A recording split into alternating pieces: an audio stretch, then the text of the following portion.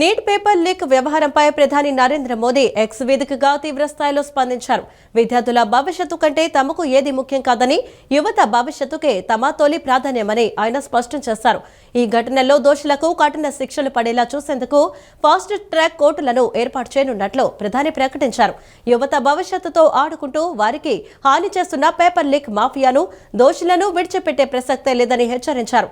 యువత భవిష్యత్తుతో తాము ఎలాంటి రాజీ పడేదే లేదని, అక్రమార్కులకు కఠిన శిక్ష పడేలా చూస్తామని మోదీ విద్యార్థులకు భరోసా ఇచ్చారు. ఉద్యోగాల కల్పన, సంక్షేమం, విద్యా, నీటిపారుదల రంగాల వంటి కీలక అభివృద్ధి అంశాలకు ఆమోదం తెలపడమే ప్రధాన అజెండాగా ముఖ్యమంత్రి చంద్రబాబు అధ్యక్షతన సచివాలయంలో రాష్ట్ర మంత్రివర్గం సమావేశమైంది. 25కి పైగా కీలక అజెండా అంశాలపై ఈ భేటీలో నిర్ణయాలు తీసుకోనున్నట్లు సమాచారం. 2వ దశ జాబ్ క్యాలెండర్లో భాగంగా 3,168 ప్రభుత్వ ఉద్యోగాల భర్తీకి ఆమోదం తెలపనుండగా, నేతన్న భరోసా కింద 50 ఏళ్లలోపు బీపీఎల్ చేనేత కుటుంబాలకు ఏటా 25,000 ఆర్థిక సాయం ప్రతిపాదనపై మంత్రివర్గం ముద్ర వేయనుంది. దివ్యాంగ విద్యార్థులకు ఉన్నత విద్యకు అవకాశం కల్పించేలా బాపట్ల జిల్లా వేదుళ్లపల్లిలో వినికిడి లోపం ఉన్న విద్యార్థుల కోసం ప్రభుత్వ డిగ్రీ కళాశాల ఏర్పాటుకు ఆమోదం లభించనుంది. గోదావరి పుష్కరాలు 2027 కోసం భద్రతా ఏర్పాట్లకు 50 కోట్ల రూపాయలు మంజూరు. అగ్నిమాపక శాఖ ఆధునీకరణకు ఆమోదం కేబినెట్ ముందుకు రానుంది. స్థానిక సంస్థల్లో మళ్లీ ప్రత్యక్ష ఎన్నికల విధానం ప్రవేశపెడితే ఎలా ఉంటుందన్న అంశంపై సీఎం చంద్రబాబు అభిప్రాయ సేకరణ చేపడుతున్నారు. జడ్పీటీసీ, ఎంపీటీసీ సభ్యుల వ్యవస్థను యథావిధిగా కొనసాగిస్తూనే జిల్లా పరిషత్ చైర్మన్లు, మండల ప్రజా పరిషత్ అధ్యక్షులతో పాటు నగర పాలక సంస్థల మేయర్లు, మున్సిపల్ చైర్మన్ పోస్టులకు ప్రత్యక్ష ఎన్నికలు నిర్వహిస్తే ఎలా ఉంటుందని మంత్రులు, ఎమ్మెల్యేలు, మిత్రపక్షాల నేతల అభిప్రాయాలను చంద్రబాబు తెలుసుకుంటున్నారు. స్థానిక సంస్థల్లో మళ్లీ ప్రత్యక్ష ఎన్నికల విధానం ప్రవేశపెడితే ఎలా ఉంటుందన్న అంశంపై సీఎం చంద్రబాబు అభిప్రాయ సేకరణ చేపడుతున్నారు. ఇటీవల జిల్లాల వారీగా కూటమి పార్టీల ఎమ్మెల్యేలతో నిర్వహించిన సమావేశాల్లోనూ ఈ అంశాన్ని సీఎం చంద్రబాబు ప్రస్తావించారు. టీడీపీతో పాటు మిత్రపక్షాల ప్రజాప్రతినిధులు, నాయకుల నుంచి మెజారిటీ అభిప్రాయాలు సానుకూలంగా వస్తే ముందుకెళ్లే అవకాశం ఉంది. జిల్లా పరిషత్, మండల పరిషత్ ఎన్నికలు ఒకేసారి జరుగుతాయి కాబట్టి ప్రత్యక్ష ఎన్నికలు నిర్వహిస్తే ఓటర్లు 4 ఓట్లు వేయాల్సి ఉంటుంది. ప్రస్తుత విధానంలో ఎంపీటీసీ, జెడ్పీటీసీ సభ్యులు, వార్డు సభ్యులు, కార్పొరేటర్లను ప్రజలు ఎన్నుకుంటున్నారు. గెలుపొందిన వారు తమలో ఒకరిని మండల, జిల్లా పరిషత్ అధ్యక్షులు, మేయర్లు, మున్సిపల్ చైర్మన్లుగా ఎన్నుకుంటున్నారు.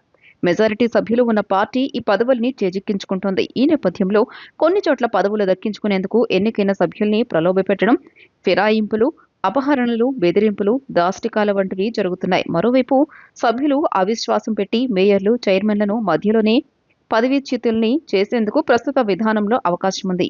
ఇలాంటి వాటికి చెక్ పెట్టేందుకు ప్రత్యక్ష ఎన్నికలు నిర్వహించాలన్న ప్రతిపాదనపై ముఖ్యమంత్రి చంద్రబాబు అభిప్రాయాన్ని సేకరిస్తున్నట్లు తెలుస్తోంది. అమరావతిలో నిర్మాణాలు చాలా గొప్పగా ఉన్నాయని మంత్రి డోలా బాల వీరాంజనేయ స్వామి పేర్కొన్నారు. అద్భుత నివాసయోగ్యమైన నగరం తయారవుతుందని చెప్పారు. ఐకానిక్ భవనాల మొదటి డైమండ్ పూర్తయిందన్నారు. డిసెంబర్ నాటికి 12 ఫ్లోర్లు సిద్ధమవుతాయని, త్వరలోనే అంతర్జాతీయ విమానాశ్రయం కూడా వస్తుందని వివరించారు. ఏపీ రాజధాని అమరావతిలో మంత్రులు నారాయణ, గొట్టిపాటి రవికుమార్, డోలా బాల వీరాంజనేయ స్వామి పర్యటించారు. రోడ్లు, భవనాల నిర్మాణ పనులను పరిశీలించారు. అలాగే గెజిటెడ్, నాన్ గెజిటెడ్ అధికారుల నివాసాలు, ఐకానిక్ టవర్లు, ఎమ్మెల్యే, ఎమ్మెల్సీల నివాసాలను పరిశీలించారు. నిర్మాణ పనులు జరుగుతున్న తీరును సహచర మంత్రులకు మంత్రి నారాయణ వివరించారు. ఈ సందర్భంగా మంత్రి డోలా బాల వీరాంజనేయ స్వామి మాట్లాడుతూ అమరావతిలో జరుగుతున్న అభివృద్ధి పనులను పరిశీలించామని తెలియజేశారు. ఎమ్మెల్యే క్వార్టర్స్ ను పరిశీలించామని, చాలా గొప్పగా ఉన్నాయని కొనియాడారు. మినిస్టర్ క్వార్టర్స్, సెక్రటరీ భవనాలను పరిశీలించామని మంత్రి తెలియజేశారు. భూములు ఇచ్చిన రైతులకు ధన్యవాదాలు తెలియజేశారు. ఇక్కడ అద్భుతమైన నివాసయోగ్యమైన నగరం నిర్మితమవుతోందన్నారు. త్వరలోనే అంతర్జాతీయ విమానాశ్రయం కూడా ఇక్కడకు వస్తుందని తెలియజేశారు. ప్రపంచ ప్రఖ్యాతి చెందిన క్వాంటమ్ వ్యాలీని అమరావతిలోని అభివృద్ధి చేస్తున్నామని చెప్పారు. గవర్నమెంట్ కాంప్లెక్స్ లోని భవన నిర్మాణాలు కూడా అద్భుతంగా జరుగుతున్నాయన్నారు. ఐకానిక్ భవనాల మొదటి డైమండ్లు కూడా పూర్తవుతున్నట్లు తెలియజేశారు. డిసెంబర్ నాటికి 12 ఫ్లోర్లు సిద్ధమవుతాయని మంత్రి డోలా బాల వీరాంజనేయ స్వామి వెల్లడించారు. రేపు భవిష్యత్తులో జరుగుతున్నటువంటి రైల్వే స్టేషన్ కావచ్చు, ఇలాంటి ప్రాంతాలకి ఔటర్ రింగ్ రోడ్డు కూడా భూ సమీకరణ చేస్తూ ఉన్నారు. తొందరలో కూడా ఇది అయిపోయిన తర్వాత ఇంటర్నేషనల్ ఎయిర్పోర్ట్, మనం ఇందాక మేము మాట్లాడుతున్నాం, రవి గారు మేము అందరం కూడా శంషాబాద్ పెట్టినప్పుడు ఇది ఎందుకున్నారు, ఔటర్ రింగ్ రోడ్ ఎందుకని చెప్పేసి మాట్లాడుకున్న పరిస్థితుల్లో ఆ ప్రాంతాల్లో కూడా విపరీతమైన రద్దీ ఉండి రోడ్లు కూడా వైడనింగ్ చేసే పరిస్థితి వస్తుంది. తప్పనిసరిగా ఇది ఆంధ్రప్రదేశ్ ప్రజలకు ఒక గర్వకారణంగా, చారిత్రకంగా, ఒక హిస్టారికల్గా, ఒక ప్రైడ్గా మా అమరావతి రాజధాని అని చెప్పుకునే విధంగా నిర్మాణం చేస్తున్నారు. ఇందులోనే ప్రపంచ ప్రఖ్యాతిగాంచిన క్వాంటమ్ కూడా మనం క్వాంటమ్ వ్యాలీ కూడా ఇక్కడ డెవలప్ చేసుకున్నాం. ఇదే పద్ధతిలో అన్ని వర్గాలు పరిశ్రమల దగ్గర నుంచి అన్నిటికీ కూడా విద్యా సంస్థలకు కానీ వైద్య సంస్థలు కానీ మేమందరం కూడా ఇవాళ ఈ ప్రాంతం చాలా అభివృద్ధి చెందుతుంది. రాబోయే రోజులు ఇందాక నారాయణ గారు చెప్పారు, రైల్వే స్టేషన్కి సంబంధించి కానీ లేకపోతే ఎయిర్పోర్ట్కి సంబంధించి కానీ ఈ ప్రాంతంలో కాలేజెస్ నిర్మాణం కానీ ఇప్పుడు వీటి కానీ లేకపోతే ఎస్ఆర్ఎం కానీ ఇవన్నీ కాలేజీలు రావడం జరిగింది. మొన్న ఈ మధ్య కిమ్స్ వాళ్ళు కూడా తొందరలోనే కాలేజీ కడుతున్నాము. ఇక్కడ బిట్స్ పిల్లని వాళ్ళు స్టార్ట్ చేయడం జరిగింది అనమాట. ఈ ప్రాంతం ఎడ్యుకేషనల్ హబ్గా మారుతుంది. దాంతోపాటు సాఫ్ట్వేర్కి సంబంధించి కూడా టెక్కు సంబంధించి కూడా కొన్ని నిర్మాణాలు జరుగుతున్నాయి రాబోయే రోజుల్లో. ఇవన్నీ కూడా చాలా పెద్ద ఎత్తున జరుగుతున్నాయి. ఇది గర్వంగా ఫీల్ అవుతున్నాం. మేమైతే అందరం కూడా ఇవాళ ఈ అసెంబ్లీలో ఈ రాజధాని కన్స్ట్రక్ట్ చేసేటప్పుడు మేము కూడా ఈ భాగస్వామ్యం అయినందుకు గర్వంగా ఫీల్ అవుతా ఉన్నాం. తప్పకుండా తొందరలోనే ఇవన్నీ కూడా పూర్తవుతాయని ఆశిస్తాం. ఈ రాజధాని నిర్మాణం జరిగిన తరువాత రేపు ఖచ్చితంగా ఏదైతే గౌరవ ముఖ్యమంత్రి గారు మనకు అద్భుతమైన రాజధాని నిర్మాణం అన్నారో దీనిలో పాలు పంచుకున్నటువంటి మన యొక్క మున్సిపల్ శాఖ మంత్రులు నారాయణ గారు వీరందరూ కూడా ఈరోజు మాకు చూపించి ఇవాళ ప్రొద్దున విజిట్ చేసిన తర్వాత స్పష్టమైనటువంటి విధానంలో ముందుకు వెళ్ళడం జరుగుతుంది. ఇదే కాకుండా ఈరోజు రోడ్స్ నిర్మాణం కానివ్వండి, రైతులు ఎవరైతే భూములకు సంబంధించిన రైతులకు వాళ్ళకు కూడా రోడ్స్ నిర్మాణం ఇవన్నీ జరిగిన తర్వాత కూడా వారికి ఉన్నటువంటి వాళ్ళ ఫ్లాట్స్ సంబంధించినవి కూడా ఇచ్చిన తర్వాత ప్రజలు దీంట్లో ముందుకు వచ్చిన తర్వాత ఈ రాజధానిలో ప్రజల యొక్క భాగస్వామ్యం కూడా పెరుగుతుంది. అప్పుడు పూర్తి స్థాయిలో రాజధాని నిర్మాణం కూడా జరుగుతుంది. ద్విచక్ర వాహనంతో ఢీకొట్టి ఒక వ్యక్తి మరణానికి కారణమైన కేసు నుంచి తన కుమారుణ్ణి తప్పించేందుకు కుట్ర పన్నిన వైకాపా నేత మాజీ మంత్రి సిదిరి అప్పలరాజును పోలీసులు ఎట్టకేలకు అరెస్టు చేశారు. శ్రీకాకుళం జిల్లా కాశీబుగ్గ జీఎంఈ కాలనీలోని ఆయన నివాసంలో ఉన్న నిన్న సాయంత్రం అదుపులోకి తీసుకున్నారు. అరెస్టు చేసి తరలించే సమయంలో ఆయన అనుచరులు వైకాపా కార్యకర్తలు అడ్డుకునే ప్రయత్నం చేయడంతో కాసేపు ఉద్రిక్తత నెలకొంది.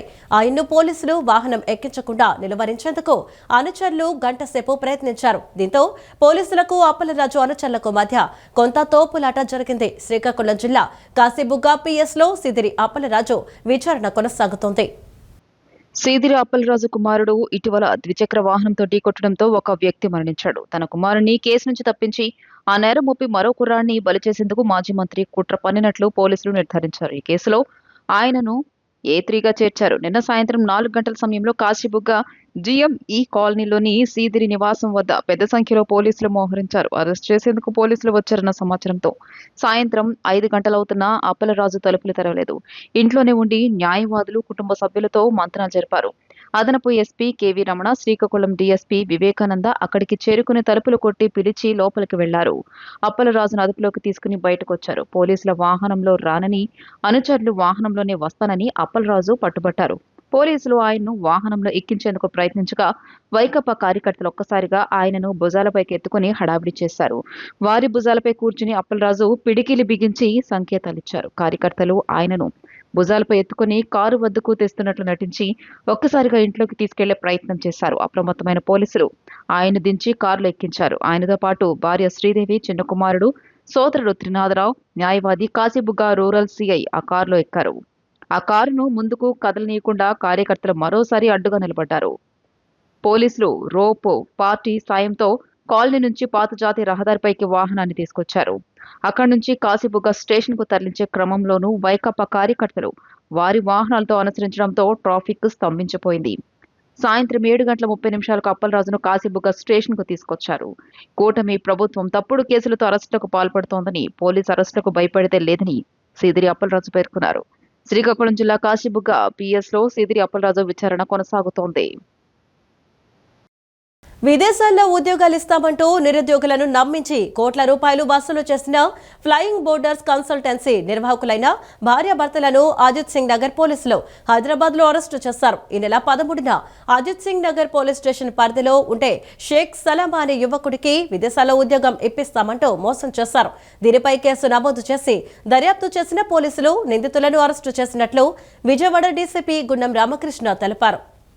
విజయవాడ సత్యనారాయణపురం పోలీస్ స్టేషన్లో నిన్న నిర్వహించిన విలేకరుల సమావేశంలో డీసీపీ గుండం రామకృష్ణ అరెస్టు వివరాలను వెల్లడించారు. విజయవాడ శివార్లోని పెదపులిపాక గ్రామానికి చెందిన ముసునూరి శ్రీనివాస్, సౌజన్యలు భార్యాభర్తలు. సౌజన్య గతంలో పటమట పంటకాలువ రోడ్లోని ఒక సంస్థలో పనిచేసింది. స్టూడెంట్ వీసా ప్రాసెస్ గురించి తెలుసుకుని నిరుద్యోగులను మోసం చేయొచ్చని భావించింది. ఒక పథకం ప్రకారం భర్తతో కలిసి విజయవాడ, విశాఖపట్నం, హైదరాబాద్లలో ఫ్లయింగ్ బోర్డర్స్ కన్సల్టెన్సీ కార్యాలయాలను ఏర్పాటు చేసింది. సోషల్ మీడియా, యూట్యూబ్, ఇన్స్టాగ్రామ్లో విస్తృతంగా ప్రచారం చేసి నిరుద్యోగులను ఆకర్షించారు. నెదర్లాండ్స్, ఐర్లాండ్, లక్సంబర్గ్, ఫిన్లాండ్ తదితర దేశాల్లో ఉద్యోగాలు ఇప్పిస్తామని నమ్మించి ఒక్కొక్కరి నుంచి 8 లక్షల నుంచి 13 లక్షల రూపాయల వరకు వసూలు చేశారు. విజయవాడలో 700 మంది నుంచి 11 కోట్ల రూపాయలు, విశాఖపట్నంలో 130 మంది నుంచి 2.2 కోట్ల రూపాయలు వసూలు చేసినట్లు పోలీసులు గుర్తించారు. మాచవరం పోలీస్ స్టేషన్ పరిధిలో నమోదైన కేసులో ఈ మోసం డొంక కదిలింది. అజిత్ సింగ్ నగర్ పోలీస్ స్టేషన్ పరిధిలో మరో కేసు నమోదైంది. దీంతో పోలీసులు చాకచక్యంగా నిందితులను గుర్తించి అరెస్ట్ చేశారు. ఫ్లయింగ్ బోర్డర్స్ కన్సల్టెన్సీ అనే సంస్థని 2023 సంవత్సరంలో స్టార్ట్ చేశారు. ఇక్కడ మనకి విజయవాడ, మాచవరం, అలాగా హైదరాబాద్, విశాఖపట్నంలో కూడా వీళ్ళకి బ్రాంచెస్ ఉన్నాయి. ఇద్దరి మీద ఇప్పటి వరకు 8 కేసులు రిజిస్టర్ చేయడం జరిగింది. మన అజిత్ సింగ్ నగర్ది 9th కేసు. దీంట్లో ఇప్పటి వరకు విజయవాడలో 700 మంది ఈ బాధితుల్ని గుర్తించడం జరిగింది. అలాగే సుమారు వీళ్ళు 11 crores వరకు వసూలు చేసినట్లు మనకి దర్యాప్తులో తెలిసింది. అలాగే విశాఖపట్నంలో 130 మెంబర్స్ని ఐడెంటిఫై చేయడం జరిగింది. వాళ్ళ నుంచి 2.2 crores వసూలు చేసినట్లు మనం గుర్తించడం జరిగింది.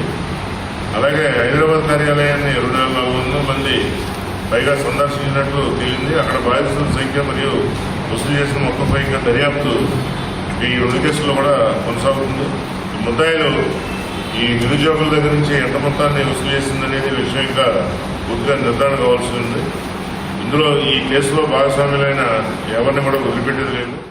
ఆంధ్రప్రదేశ్ ప్రభుత్వం భూ రికార్డులను మరింత సురక్షితంగా, పారదర్శకంగా మరియు శాశ్వతంగా భద్రపరిచేందుకు అత్యాధునిక బ్లాక్ చైన్ టెక్నాలజీని అమల్లోకి తీసుకువస్తోందని గన్నవరం మండలం తహసీల్దార్ శివయ్య తెలిపారు.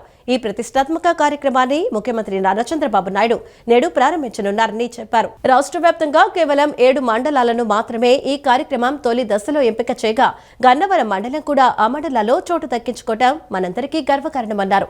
ఈ సాంకేతికత అమలులోకి రావడంతో రైతుల భూ రికార్డులు అత్యంత భద్రంగా, నమ్మకంగా మరియు శాశ్వతంగా డిజిటల్ రూపంలో భద్రపరచబడతాయన్నారు.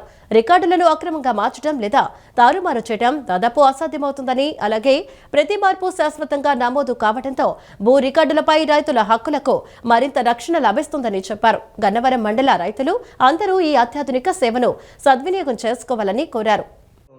రీసర్వే పూర్తయిన గ్రామాల్లో ఆ రికార్డులను శాశ్వతంగా భద్రపరచడానికి, అదే మాదిరిగా ఆ రికార్డులన్నిటికీ కూడాను పారదర్శకంగా, అదే మాదిరిగా ఏ రికార్డులని ఎలా ట్రాన్సాక్షన్స్ జరుగుతున్నాయి వాటన్నిటినీ కూడాను బ్లాక్ చైన్ టెక్నాలజీ అనే సిస్టమ్ ద్వారాగా రికార్డులన్నింటినీ భద్రపరుస్తారు. ఇది ఏ టెక్నాలజీతో అత్యంత లేటెస్ట్ టెక్నాలజీ. ఇది రికార్డులను తారుమారు చేయడం కానీ, ట్యాంపర్ చేయడం కానీ, రికార్డులను మనకు తెలియకుండా, రైతులకు తెలియకుండా వేరే వాళ్ళకి, రెవెన్యూ అథారిటీస్ కానీ లేదనుకుంటే వేరే ఎవరైనా కూడా మార్పులు చేయడానికి కానీ వీలు పడదు. This is the latest technology. మనకి రాష్ట్రంలో ఉన్నటువంటి అన్ని జిల్లాల్లోనూ ఒక 7 మండలాల్ని సెలెక్ట్ చేయడం జరిగింది. అందులో గన్నవరం మండలం కూడా ఉంది. This is the very good news to the farmers.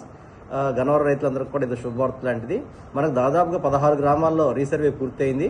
25 గ్రామాలకు గాను 16 గ్రామాల్లో కూడా బ్లాక్ చైన్ టెక్నాలజీతో రికార్డులన్నింటినీ కూడా చాలా సెక్యూర్గా, చాలా అత్యంత పారదర్శకంగా వాటిని దాచేదానికి గాను, అలాగే వాటిని రికార్డులన్నింటినీ కూడా నెక్స్ట్ ఏదైనా ట్రాన్సాక్షన్ జరిగినా కూడా లేదనుకుంటే మీకు తెలిసి మాత్రమే అది జరుగుతుంది తప్పించి ఇంక ఏం జరగదు.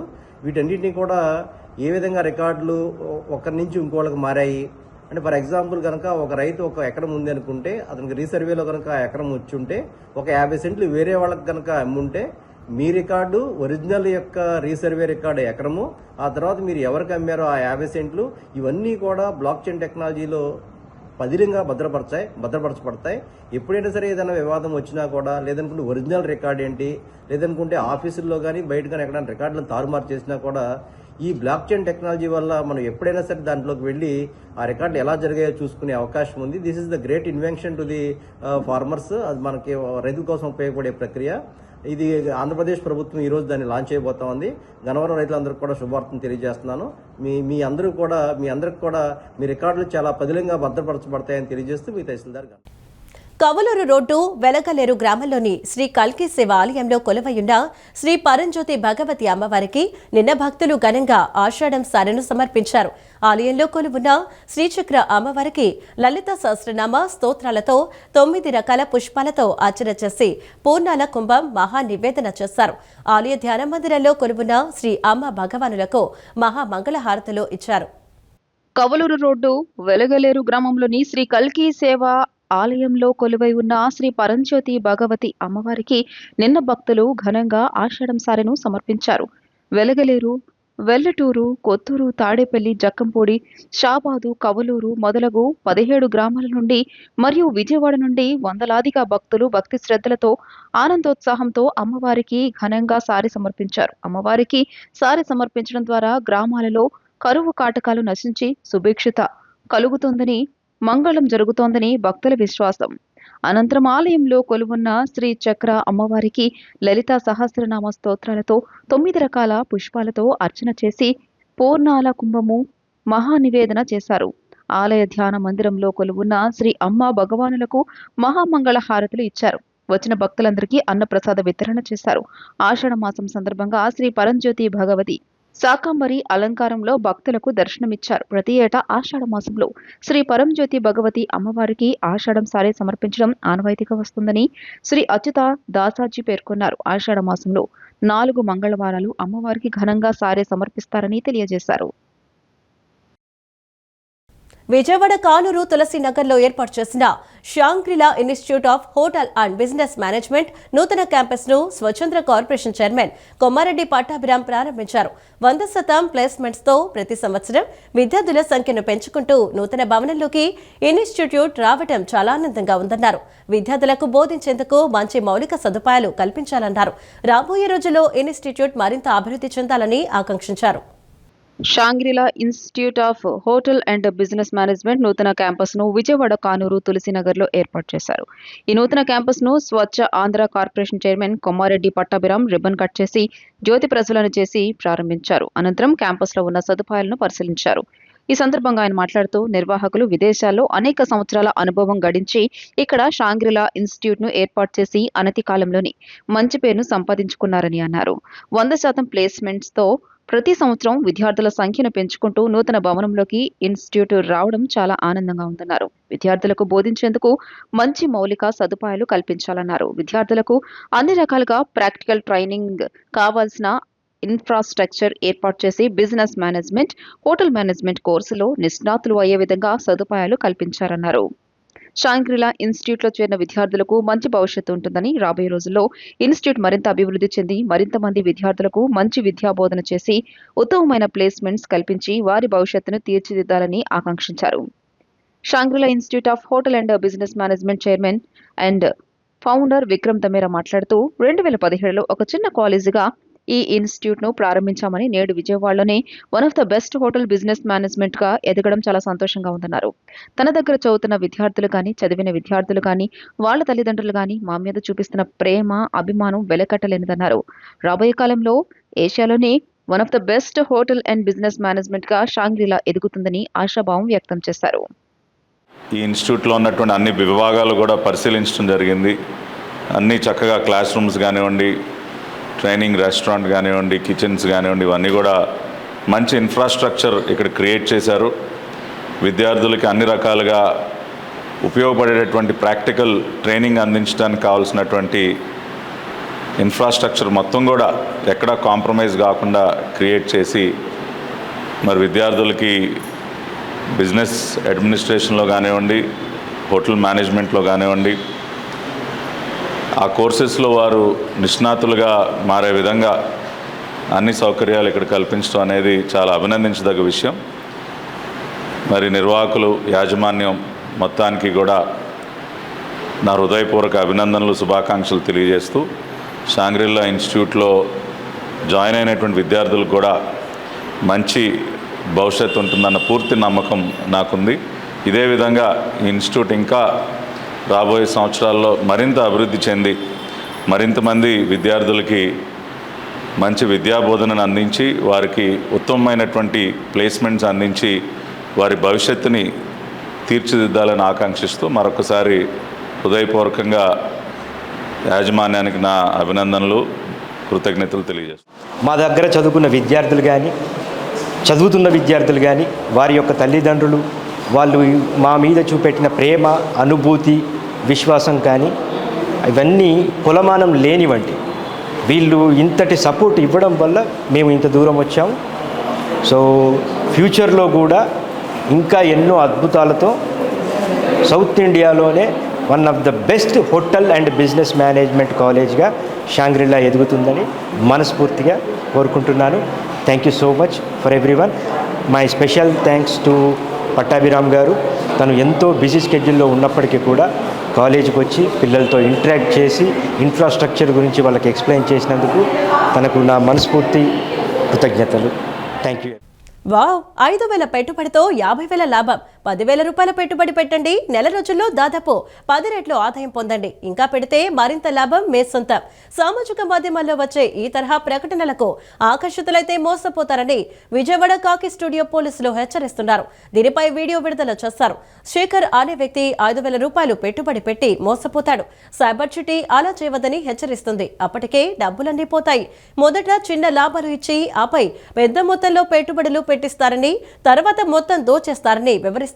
అప్రమత్తంగా ఉండాలని చెబుతుంది. చిన్న మొత్తాలకు తక్కువ కాలంలో ఎక్కువ లాభాలు అంటే అస్సలు నమ్మవద్దని పోలీసులు హెచ్చరిస్తున్నారు. పెట్టుబడుల కోసం సైబర్ నేరగాళ్లు మన పేరుతో ఖాతా తెరుస్తారు. దానిలో పెట్టుబడి పెట్టగానే 1-2 గంటల్లోనే లాభాలు వస్తాయి. 2 రోజులు రెట్టింపు అవుతుంది. కొంత డబ్బు వెనక్కి తీసుకునేలా చేసి నమ్మకం కలిగేలా చేస్తారు. మరింత పెట్టుబడులు పెడితే మరిన్ని లాభాలు అనేసరికి ఆశ పుడుతుంది. ఇలా లక్షల రూపాయలు పెట్టుబడులు పెట్టేస్తారు. అవి కోట్ల రూపాయలైనట్టు చూపించి మోసం చేస్తారు. డబ్బులు విత్డ్రా చేద్దామంటే వీలు కాదు. ఖాతా మీదే కానీ దానిలో ఉన్న లాభాలు నిజం కాదని, లాభాల పేరిటిలా నిలువునా మిమ్మల్ని ముంచేస్తారని హెచ్చరిస్తున్నారు. ఎవరైనా వ్యాపార సంస్థలో, స్టాక్ మార్కెట్లో పెట్టుబడులు పెట్టే ముందు ఒక్కసారి ఆలోచించమంటోంది సైబర్ చిట్టి. డబ్బులు పెట్టే సంస్థ నిజమైందో కాదో చెక్ చేసుకోవాలి. గ్యారంటీ ప్రాఫిట్ అంటే ముందు అనుమానించాల్సిందే.